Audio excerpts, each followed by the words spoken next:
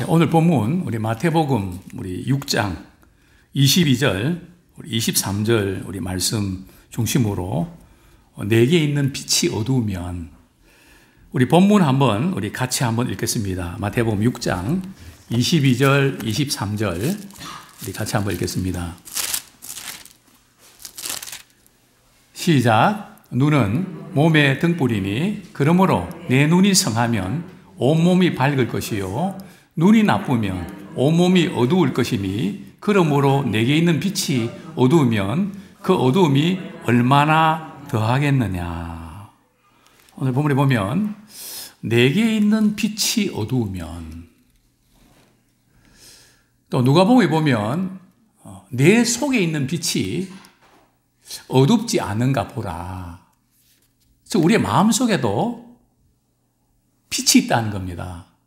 그래서 마음이 어두울 수도 있고 밝을 수도 있다는 거죠. 그런데 오늘 본문에 보면 눈은 몸의 등불이다. 간혹 이제 거리에 시각장애인이 이렇게 스틱을 가지고 이렇게 걸어가는 모습들을 보곤 합니다. 모든 것이 어둡죠. 뭐가 있는지도 모르고. 그래서 참 앞을 보지 못하는 분들이 분노도 있고 답답함도 있고 불안도 있고, 그래서 눈이 어두우면 모든 것이 어두워집니다. 자, 그런데 오늘 본문에 보면 눈이 나쁘면, 눈이 좋으면 이게 결국 마음의 눈을 가르치고 또 우리에게는 영적인 눈을 가르치는데요. 어떤 경우에 눈이 나빠질까요? 마음의 눈이 어떤 경우에 좋아질까요? 어떻습니까? 마음의 눈이 나쁠 때 어떤 안경을 써야 될까요? 마음의 눈이 안 좋으면 시력 교정은 어떻게 될까요?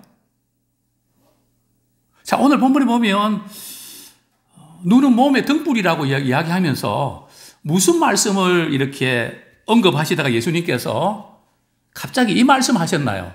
우리 앞뒤 전후를 보셔야 되는데요. 우리 19절부터 21절 말씀을 보면 내 보물을 어디에 쌓아두라고요? 땅에 쌓아두지 말고 하늘에 쌓아두라. 그 다음에 지지난 주일날 제가 두 주인에 대해서 말씀드렸습니다. 두 주인은 어떤 주인입니까? 한 분은 하나님이시고 다른 한 분은 돈입니다. 즉 우리가 좋아하는 돈에 대해서 어떤 태도를 갖는가에 따라서 우리 영적인 눈이 어두워질 수도 있고 밝아질 수도 있다는 겁니다. 대단히 중요한 질문이죠. 자, 먼저 재물을 땅에 쌓아두면 안 되는 걸까요? 분명히 예수님께서는 보물을 땅에 쌓아두지 마라. 누구를 위해서요? 너희를 위해서. 또 보물을 하늘에 쌓아두는 것은 누구를 위해서 하는 걸까요? 하나님을 위해서요? 교회를 위해서요? 보물을 하늘에 쌓아두는 건 누구를 위해서 하는 거죠? 우리 20절 말씀 같이 한번 읽겠습니다. 20절 말씀 시작. 오직 너희를 위하여 보물을 하늘에 쌓아두라. 거기는 좀이나 동록이 해하지 못하며 도둑이 구멍을 뚫지도 못하고 도둑질도 못하느니라. 자, 보물을 하늘에 쌓아두는 것도 누구를 위한 것이라고요? 다 우리 자신을 위한 거라는 거죠. 하나님을 위한 것이 아니면, 왜냐하면 모든 것이 하나님의 것인데, 이 보물을 하늘에 쌓아두는 것도 우리 자신을 위해서 보물을 쌓아두는 거라고 말씀하고 있는데요. 자, 성경에 보면 천국과 지옥 이야기가 많을까요? 돈 이야기가 많을까요? 특별히 복음서에 보면요. 어떤 이야기가 많습니까? 돈 이야기가 많습니다. 그 예수님의 비유 가운데 돈 이야기가 3분의 1쯤 되거든요. 왜냐하면 예수님께서도 우리가 살아가는데 돈이 필요하고 참 돈 때문에 많이 힘들어하고 그런 걸 아십니다. 그래서 우리는 우리가 돈을 지배하지 못하면 어떻게 될까요? 돈이 당신을 지배합니다. 우리 한번 따라 하시겠습니다. 내가 돈을 지배하지 못하면 돈이 나를 지배한다. 어때? 실감이 나십니까? 내가 돈을 지배하지 못하면 돈이 나를 지배하는. 그래서 돈이 하나님보다 더 의지하는 대상이 될 수 있다는 거죠. 자, 그렇다면 참 돈에 대해서 돈과 영적인 성숙도, 돈과 영적 성숙은 어떤 상관이 있을까요? 자, 1번. 돈이 없어야 영적으로 성숙하다. 2번. 돈이 많아야 영적으로 성숙하다. 3번. 영적 성숙은 돈하고 상관이 없다. 어떻습니까? 1번입니까? 2번입니까? 3번입니까? 축복받으면 부자가 되고 저주받으면 가난한 사람이 되나요? 그게 부분적으로 맞지만 전체적으로는 틀립니다.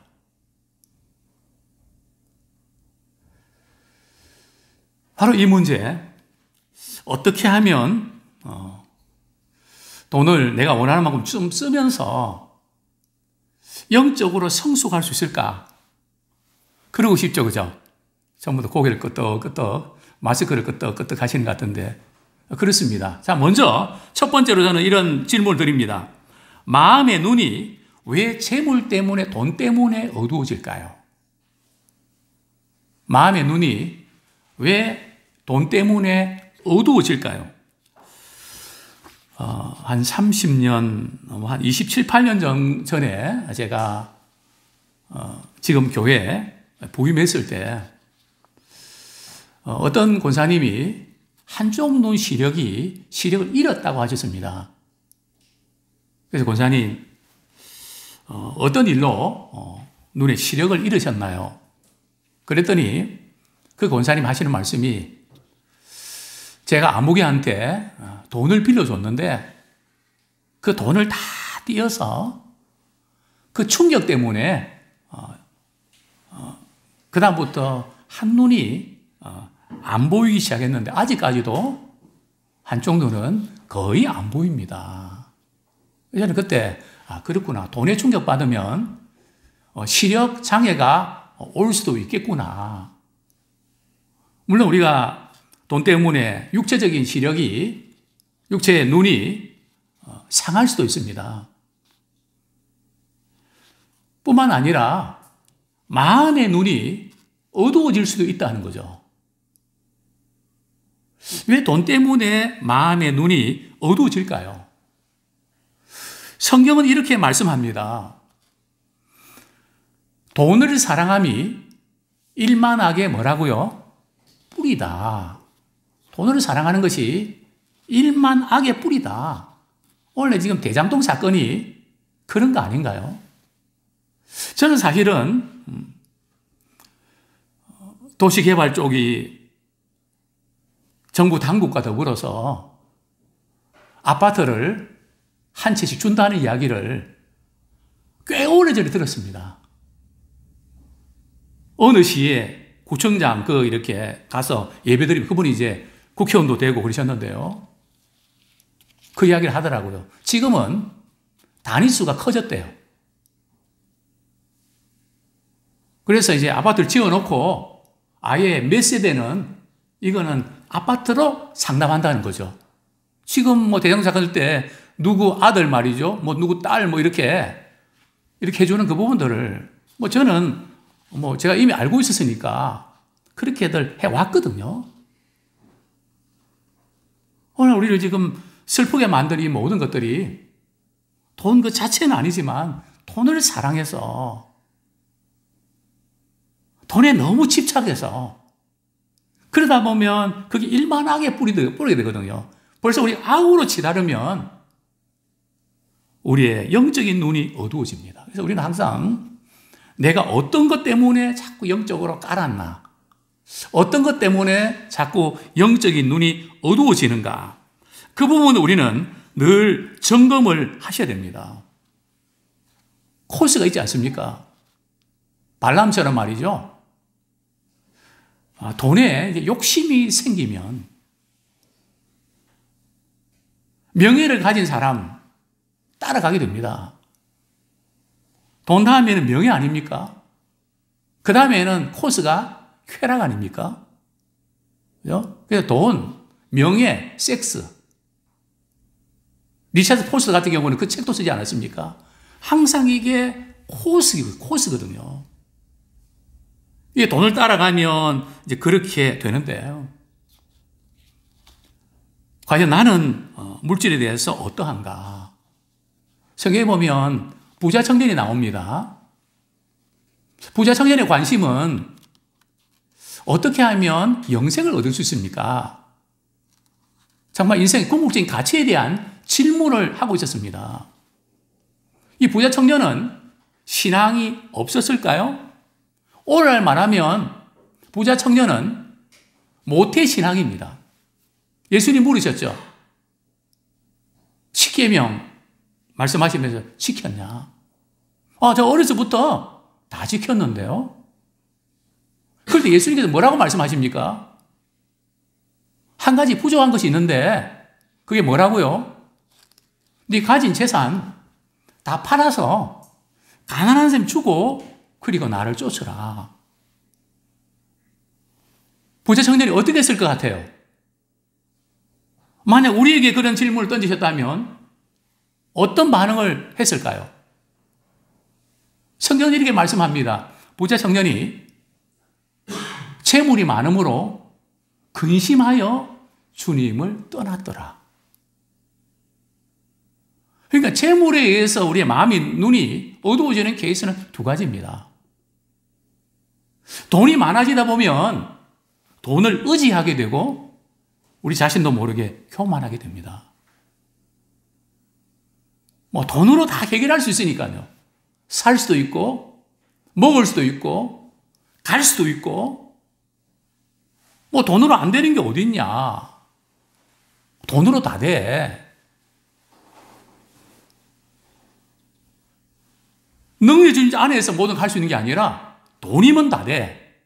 그러니까 이 돈이 신이 되어버린 거죠. 자, 두 번째로 반대 케이스죠. 돈에 대해서 근심을 하기 시작하면 마음의 눈이 어두워집니다. 그래서 오늘 그 마태복음 우리 6장에 보면 이런 말씀이 나오죠. 우리 마태복음 6장 30절부터 우리 32절까지 같이 한번 읽겠습니다. 시작.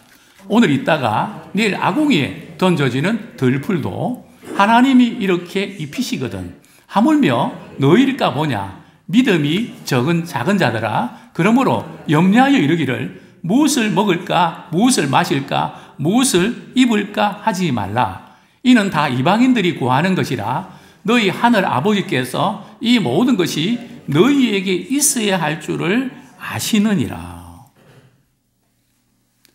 그렇습니다. 경제적으로 어려운 분들은 우리가 뭐 먹고 살지, 어떻게 생활하지, 이것 때문에 염려하면서 근심하면서 마음이 둔해진다는 거죠. 우리 누가복음 21장 우리 34절 보겠습니다. 누가복음 21장 34절. 네, 우리 졸음 오시는 분들 한번 큰 소리로 이렇게 잠 깰 때까지 이렇게 읽으시면 좋겠습니다. 누가복음 21장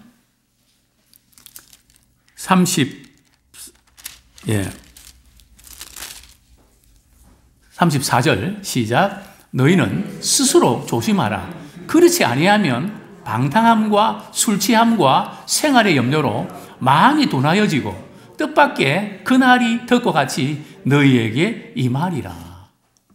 여기 보면은 뭐 여러 가지 우리 마음을 둔하게 하는 거 있지만 생활의 염려로 우리 생활하는데 참 염려할 것이 많지 않습니까?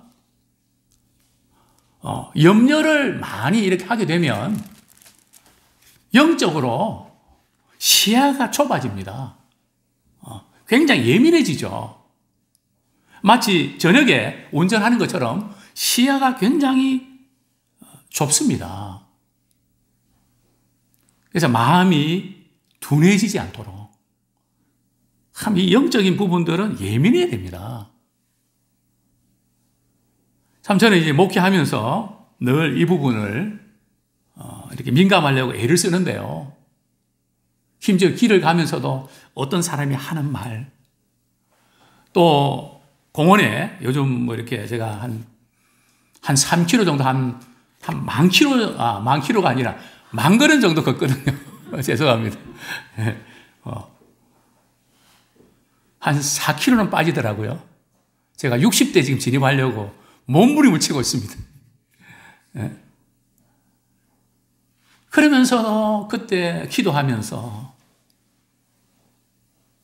하나님, 내일도 설교해야 되는데 우리 성도들 오전 예배, 오후 예배 시간 무슨 말씀을 전해야 됩니까?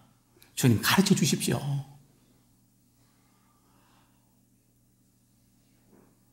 참 이렇게 사모하는 마음으로 그래서 늘 이렇게 일어나는 것들에 대해서 민감하게 봅니다. 하늘, 꽃, 사람들, 개, 뭐 여러 가지 그 모든 것을 통해서 주님이 제게 무엇을 말씀하시는가.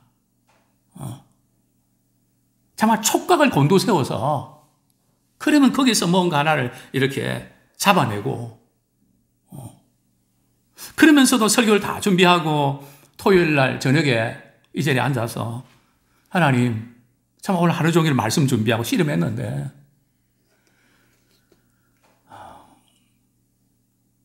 참 저희 힘으로는 말씀을 전할 수 없습니다. 성령 하나님 말씀 전할 때에 성령께서 붙잡아 주셔야 저는 말씀 전할 수 있습니다. 물론 강의는 제가 정말 그렇게 어렵지 않게 뭐 원고 없이도 얼마든지 할 수 있습니다.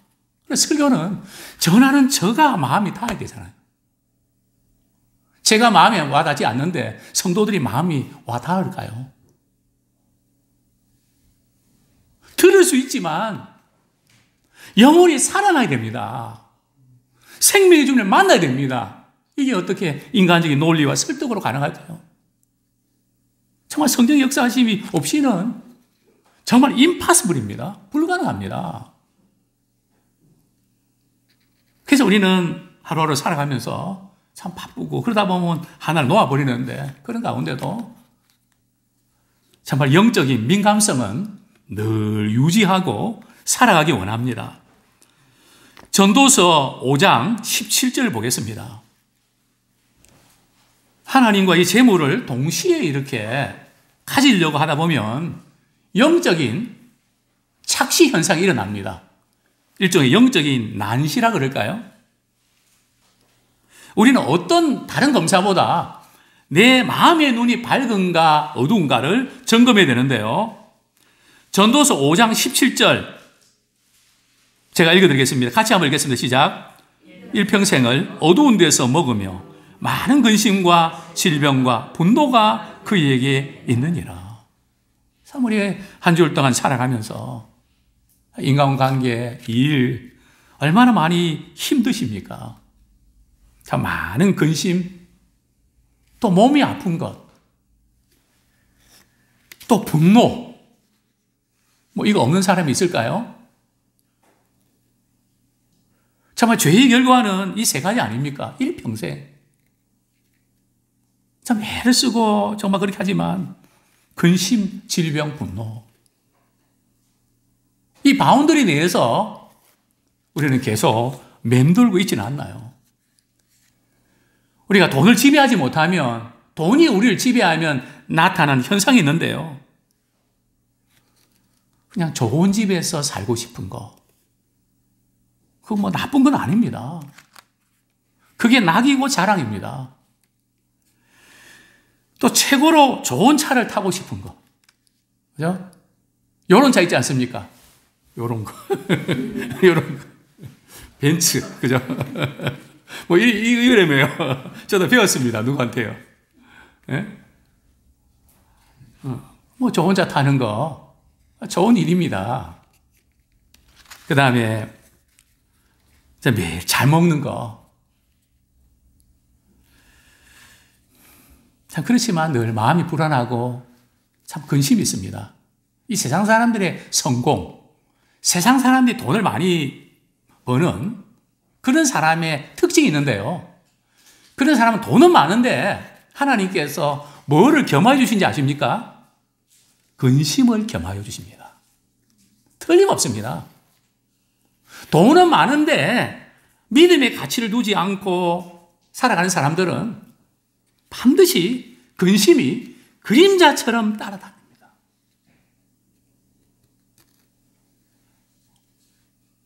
그러나 정말 믿음의 가치관 가지고 물질적으로 부유한 사람들은 근심이 가득한 것이 아니라 즐거움이 가득합니다.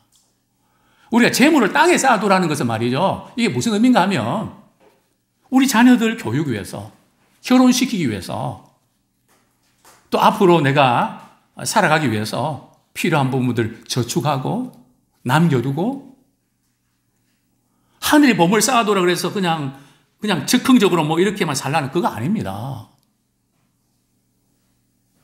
잠언에서 말씀하고 있지 않습니까? 벌레 가운데 뭐에게 가서 배우라고요? 개미에게 가서. 개미가 얼마나 말이죠. 미리 자기 먹을 식량을 준비합니까? 우리가 정말 준비하고 계획하고 체계적으로 이렇게 하는 거 정말 필요한 일입니다. 채무를 쌓아두지 말라는, 그거 하지 말라는 거 아닙니다. 그게 무슨 의미인지는 제가 조금 후에 좀 설명을 드리도록 하겠습니다. 그렇습니다. 우리가 돈이 필요하고 돈도 버려야 되고 그런데 이게 일만하게 뿌리가 되면 안 되는데요. 돈에 지배당하는 것은 어떤 케이스일까요? 성경이 이렇게 말씀합니다. 디모데전서 6장 10절. 우리가 참 돈에 대해서 걱정 안 하는 사람이 어디 있겠습니까? 살아가는 게 다 필요하고 그냥 대출금도 넣어야 되고 이자도 물어야 되고 그런데요. 디모데전서 6장 10절.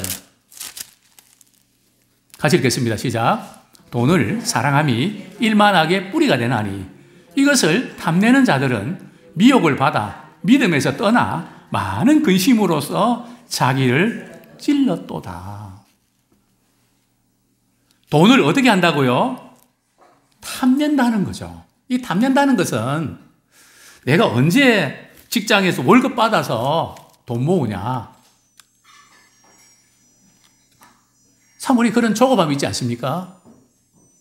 한 달에 100만 원 모으기 쉽나요? 아이들 교육비 되고 그냥 이것저것 하면서 정말 어렵습니다. 돈을 탐낸다는 것이 어떤 걸까요? 우리 디모데전서 6장 9절. 이렇게 하는 사람은 돈을 탐내는 겁니다. 9절 같이 읽겠습니다. 시작. 부하려 하는 자들은 시험과 올무와 여러 가지 어리석고 해로운 욕심에 떨어지나니 곧 사람으로 파멸과 멸망에 빠지게 하는 것이라. 여기 부하려 하는 자들의 의미는 원문에 보면 갑자기 부자가 되고 싶은 사람은 그 뜻입니다. 내가 이렇게 모아갖고 집도 살 수 있나? 이래갖고는 될 일이 아니다. 벌써 그러면서 우리 마음이 조급해지죠? 사실 저도 충동을 받을 때가 있습니다. 전세금 인상해달라 그러니까 부담이 되잖아요. 그래서 운동하고 오다가 로또 파는 데 있으면 나도 한번 들려볼까. 근데 교인들이 볼까봐 못 들어가겠더라고요. 그거 한 방이면 좀 풀어질 텐데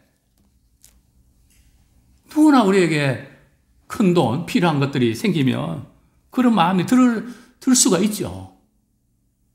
그 성경은 갑자기 부자가 되려고 하는 사람들은 어떻게 된다고요? 시험과 올무에 빠지게 된다는 거죠. 로또에 당첨된 분들이 정상적인 그런 가정들이 많지 않죠. 어리석고 해로운 욕심에 팍 떨어진다는 거죠. 사람으로 파멸과 멸망으로 치닫게 되는. 이것은 이렇게 하는 것이 탐하는 겁니다. 우리는 그런 어떤 마음은 가지지 않는 분도 있지만 우리는 이럴 수는 있습니다. 이제 우리가 돈을 이렇게 탐하다 보면 어디서 떠난다고요? 믿음에서부터 떠나게 된다는 거예요. 이게 이제 문제입니다. 믿음은 믿음대로 좋아져야 되는데 돈에 신경을 많이 쓰는 순간, 이전에 한번 그런 예를 드린 적이 있죠. 어떤 여전도에게 헌신 예배 드리는데 말이죠. 이제 사회를 봅니다. 다 같이 405원 드리겠습니다. 일주일에 돈에만 신경을 쓰다 보니까 405장이 아니고 405원 찬양 드리겠습니다. 자기가 하고도 이상하거든요. 왜냐하면 돈에 대한 고민이 꽉 차 있으니까. 그죠? 믿음에서 떠날 수 있다는 겁니다. 믿음에서 떠나면 어떤 증상이 나타나는가 하면 근심이 말이죠. 자기를 쿡쿡 찌릅니다. 혹시 돈에 찔려본 경험들 있으시죠? 고개를 많이 끄덕끄덕 하시네요. 많이 찔렸던 모양입니다. 예. 돈에 대한 근심으로 물론 우리가 신경 쓸 수밖에 없습니다. 오늘 보면 많은 근심으로 너를 찔렸도다. 저는 이 말씀이 절실했을 때가 있었습니다. 저희 아버님이 사기를 당해서 부도가 나서 도망치고 있을 때 얼마 동안 조금 이렇게 그때 저희 집 분위기를 압니다. 정말 저는 저희 아버님이 그 힘들게 사업을 잘 하셨는데 그렇게 많은 돈을 벌었는데 저한테 물려주려고 참 사업에 대한 공부를 엄청 많이 시켰습니다. 근데 어느 날 하루 수심이 가득한 어머니의 얼굴, 표정, 아버님은 어디 가시는지도 모르고 그 당시만 해도 이자가 20%에서 25%거든요. 5년만 지나면 원금이 돼버립니다. 빚더미처럼 불어나는 이자.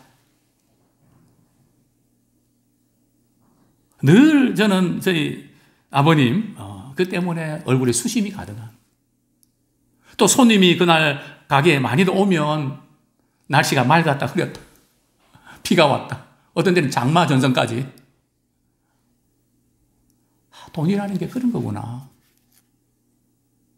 그러면서 제가 기도한 게 있습니다. 하나님, 저는 정말 사학가가 되어서 돈을 많이 벌어서 복음 위해서, 목회자들 위해서 정말 잘 섬기고 싶은 장로가 되고 싶었는데 제가 목회자가 된다면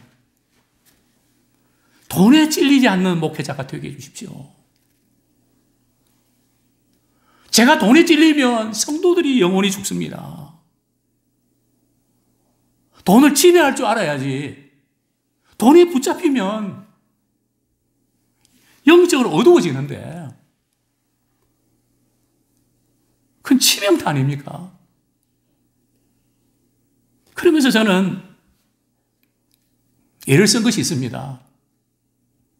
우리가 돈 때문에 신경 써야 될 때 많이 있지 않습니까? 사실 지금은 그렇지 않지만 말이죠. 이가 빠지면 저는 이제 피가 나올 때 이 빠진 가지고 막 웁니다.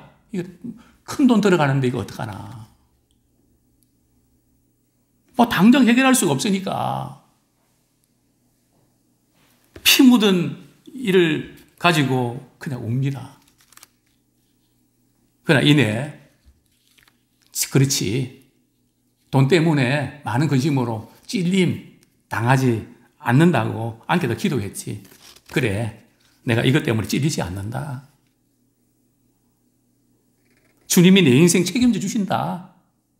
믿음으로 또 이렇게 또 딛고 일어날 때가 많이 있습니다. 자, 그러면 어떻게 우리의 마음의 눈이 밝아질 수 있을까요?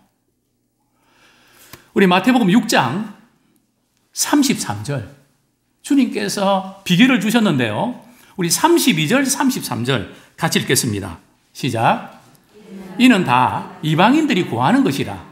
너희 하늘 아버지께서 이 모든 것이 너희에게 있어야 할 줄을 아시느니라. 그런즉 너희는 먼저 그의 나라와 그의 의를 구하라. 그리하면 이 모든 것을 너희에게 더하시리라. 자, 우리는 두 가지를 꼭 붙잡아야 되는데요. 첫 번째는 우리가 무엇을 먹어야지, 무엇을 마셔야지, 무엇을 입어야지, 아니 어디에 살아야지 하나가 덧붙여지죠, 요즘에는. 근데 이 모든 것들을 우리가 있어야 될 것은 누가 아신다고요? 하나님이 아신다는 겁니다. 우리가 이걸 해결하기 위해서 애를 쓰고 수고합니다. 이전에 한번 제가 그런 말씀 드린 적 있죠. 아버님 어렵고 힘드실 때 제가 등록금 마련하려고 알바를 했습니다. 그래, 등록금을 다 마련하고 저는 우리 아버님 좋아하실 것 같아서, 아버님 이번 학기 등록금은 아버님 걱정하지 마십시오. 제가 알바해서 등록금 마련했습니다. 그때 저희 아버님 막 욕을 하시더라고요. 이놈의 새끼 말이지, 하란 공부는 안 하고 누가 너보고 돈 벌라 그랬어? 공부하라 그랬지. 돈 벌라 그랬어? 그건 내가 하는 거야. 쓸데없는 생각한다고. 얼마나 참 제 마음이 상처가 되는지. 그러나 지금 가만히 돌아보면 우리 아버님 마음을 이해하실 것 같아요. 그러면서 하나님 마음을 생각이 됩니다. 너희들에게 있어야 될 것을 내가 안다니까? 우리 하나님이 아시면 끝나잖아요. 자꾸 우리는 하나님 모른다고 생각해서 내가 뭔가 해야 된다고, 물론 우리가 최선 다해야 됩니다.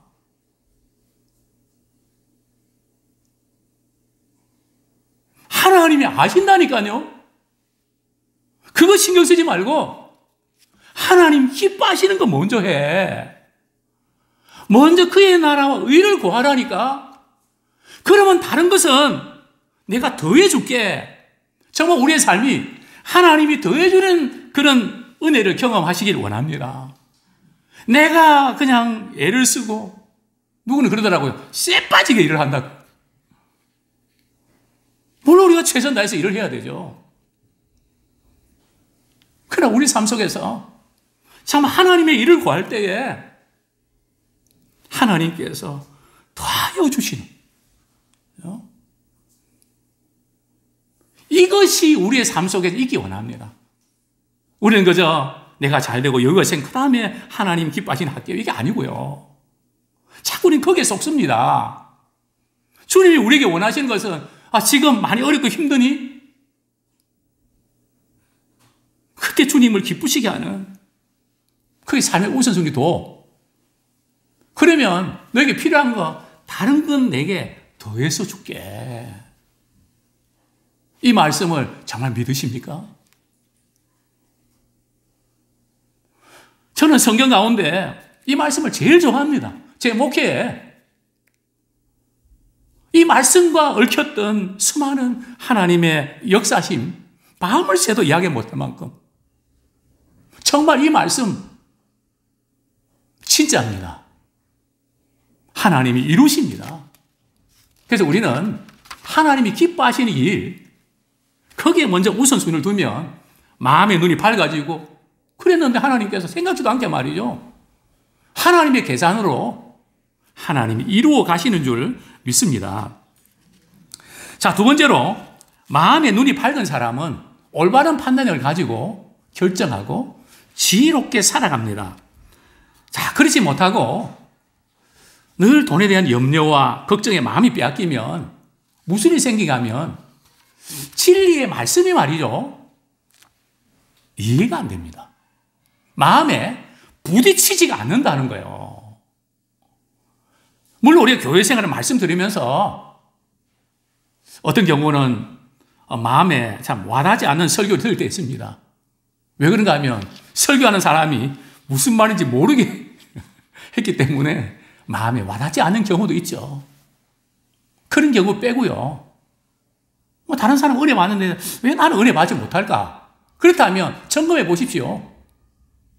내가 신경을 다른 데 말이지 너무 쓰고 거기에 집착해 있지 않는가? 그러면 성경은 반드시 영적으로 어두워져서 진리의 말씀을 깨닫지를 못합니다. 영적으로도 여러 개 있어야 되거든요. 다른 것에 꽉 잡혀 있으면 안 들어오면 튀어버리거든요. 그게 바로 예수님 말씀하셨던 가시떨기에 떨어진 씨 아닙니까? 마태복음 13장 22절 제가 읽어드리겠습니다. 가시떨기에 뿌려지었다는 것은 말씀을 들으나 세상의 염려와 재물의 유혹에 말씀이 막혀. 자, 여기 보면은 세상의 염려와 재물의 유혹에 말씀이 막힌다 그랬잖아요.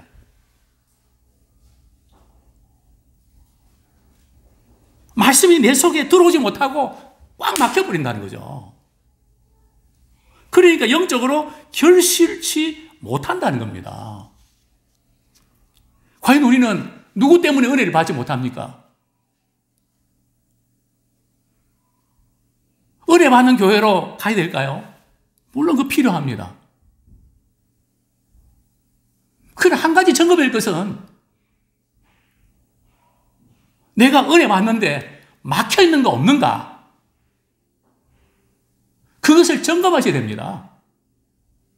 그것 때문에 내가 말씀이 막혀 있지는 않는가?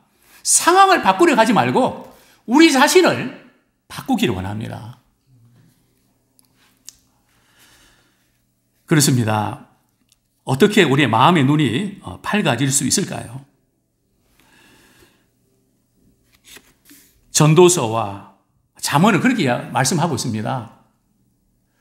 우리는 먹고 마시는 것, 그 모든 것들, 하나님 주신 그 재물을 즐기라고 하셨습니다. 우리 가족들과 맛있는 음식 먹으면서 행복해하고 기뻐하는 것, 하나님께서 우리에게 주신 선물입니다. 그 자체 귀한 일입니다. 그래서 늘 하나님께 우리에게 주신 이 재물들을 먼저 우리가 누리고 또 그렇지 못한 분들에게 나누고 또 섬기는 그럴 때에 우리의 마음의 눈이 밝아질 줄로 믿습니다. 이제 우리가 매일매일 살면서 우리의 주어진 시간, 물질, 건강, 우리 재능, 은사들. 제가 오전에 청소 문제 좀 말씀을 드렸는데, 좀 멀리 계신 분들은 주일날 오셔서 교회에 뭐가 필요하지? 주신 은사를 가지고 섬기기 원합니다. 또 가까이 있는 분들은 늘 들리면서 어떻게 하면 주님을 섬기고 교회를 섬길까? 또 우리가 찾고 또 우리가 가진 그 물질을 가지고 어떤 분을 섬기고 또 나눌까? 근데 우리의 삶 속에서 성경은 이렇게 말씀합니다. 디모데전서 6장 18절 19절 말씀 읽고 말씀 맺겠습니다. 제가 읽겠습니다. 선을 행하고 선한 사업을 많이 하고 나누어 주기를 좋아하며. 그래서 우리는 누구를 만나든지 줄 거 없나? 나누어 줄 것이 없나? 찾기 원합니다. 가져갈 것이 없나? 그거 찾지 마시고 줄 것 없나? 나눌 것 없나? 찾으면 이외로 많습니다. 찾지 않아서 그렇죠. 줄 거 없나? 그게 하나님의 스타일 아닙니까? 하나님의 세상을 이처럼 사랑하사 독생자를 주셨으니. 그래서 우리도 주시옵소서 하면 하지만 우리는 이제는 우리 입장에서 나눠야죠. 또 성경은 말씀합니다. 너그러운 자가 되게 하라. 빡빡한 사람 되지 말고 일을 잘하는 거 필요하지만 참 우리가 너그러우면 좋겠습니다. 이것이 장래의 자기를 위하여 좋은 터를 쌓아 참된 생명을 취하는 것이니라. 여기 좋은 터는 명단 자리가 아닙니다. 참 우리 주님 앞에 섰을 때 영원한 생명을 얻는 그런 귀한 일을 위해서 늘 우리가 매일 삶 속에서 물질에 지배당하지 않고 물질을 지배하면서 영적으로 부유하고 성숙한 우리 모두가 되기를 축원합니다.